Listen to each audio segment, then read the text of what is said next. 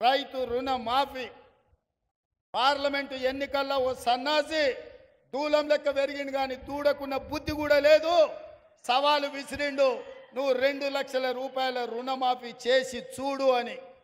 నేను చెప్పిన ఆగస్టు నెలలో తప్పకుండా 2 లక్షల రూపాయల రైతు రుణమాఫీ చేసి రైతుల రుణం తీర్చుకుంటా అని సవాలు విసిరి ఆగస్టు రాకంటే ముందే 1 లక్ష రూపాయల రైతు రుణమాఫీ చేసి పేదవాళ్ళ ఖాతాలో 6,093 కోట్ల రూపాయలు ఇప్పటికే చేసిన. ఈరోజు ఈ వేదిక మీద నుంచి తెలంగాణ రాష్ట్రంలో ఉన్న లక్షలాది మంది రైతాంగానికి నేను మాట ఇస్తున్నా, జూలై 31 తారీఖు దాటకంటే ముందే 1,50,000 రూపాయలు ఉన్న ప్రతి రైతుకు మళ్ళీ రెండో విడత ఖచ్చితంగా 30 తారీఖు జూలై దాటకంటే ముందే 1,50,000 రూపాయల మీ బాకీని చెల్లించి రైతు రుణం తీర్చుకుంటా అని చెప్పి ఈ కల్వకుర్తి గడ్డ మీద నుంచి నేను మాట ఇస్తున్నా. ఇదే కాదు, 2 తారీఖు నుంచి 14 తారీఖు వరకు నేను విదేశీ పర్యటనకు వెళ్తున్నా. వచ్చిన ఎంబడే 2 లక్షల రూపాయల వరకు రైతులకు ఉన్న రుణాలను మొత్తాన్ని ఆగస్టు నెలలో పూర్తి చేసి మీకు ఇచ్చిన మాట నిలబెట్టుకొని తెలంగాణ రైతాంగం యొక్క రుణం తీర్చి మీ రుణము తీర్చుకునే బాధ్యత ఇచ్చినందుకు మీకు కృతజ్ఞత చెప్పుకునే అవకాశం ఆగస్టు నెలలో నేను తీసుకుంటాను తెలియజేస్తున్నా. అందుకే మిత్రులారా, ఇవాళ కేటీఆర్, కేసీఆర్, హరీష్ రావు మాట్లాడుతున్నారు. కాంగ్రెస్ వచ్చింది, ఇవాళ పేదలకు కష్టాలు వచ్చినాయి. నేను చెప్పదలుచుకున్నా, పేదలకు ఎవరికి కష్టాలు రాలే, మీ కుటుంబానికే కష్టాలు వచ్చినాయి. ఆ కష్టాలను కప్పిపుచ్చుకోవడానికి పేదల మీద నెట్టే ప్రయత్నం చేస్తున్నాడు. మన అసెంబ్లీలో మాట్లాడుతూ నేను కొన్ని ప్రశ్నలు అడిగి ప్రతిపక్ష నాయకుడు రావాలి అని సూచన చేస్తే కేటీఆర్ అన్నాడు, ఆయన రాడు, మేమే వస్తాం, బావా బామార్దులమే సమాధానం చెప్తామని. టీవీలో చూసినట్టున్నాడు. 24 తారీఖు నాడు కేటీఆర్ మాట్లాడింది. 25 తారీఖు నాడు పొద్దున్నే 12 గంటలకు అసెంబ్లీ ఉంటే 11:30కి వచ్చి కూర్చున్నాడు కేసీఆర్.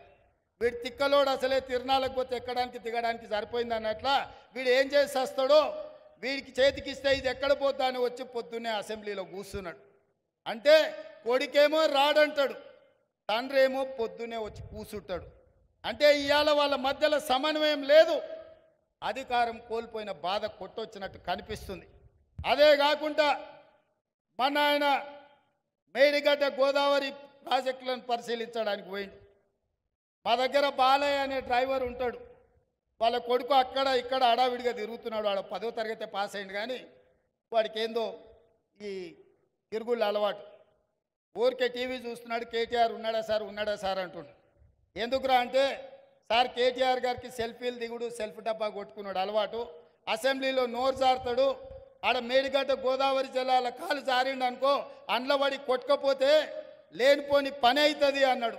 మరి ఏం చేయాలంటే ఇది కూడా కష్టమే సార్. ఆయన నీళ్ళలో కొట్టుకపోతేనేమో కుటుంబానికి విషాదం, బయటికి తీస్తేనేమో ఇది రాష్ట్రం మొత్తానికి విషాదం అవుతుంది. ఎందుకంటే ఈ తెలంగాణను తెగ నమ్ముకుంటారు వాళ్ళ కుటుంబం అని. అందుకే ఈరోజు ఈ తెలంగాణ రాష్ట్రంలో ప్రజలని వంచినందుకు 2023లో ప్రభుత్వానికి రాకుండా ఓడగొట్టిండ్రు. బుద్ధి మారక, అహంకారం తగ్గక అల్పం మాటలు మాట్లాడుతుంటే పార్లమెంటులో గుండు 0 ఇచ్చిండ్రు టీఆర్ఎస్కు. ఇప్పటికి కూడా వాళ్ళ బుద్ధి మారలే.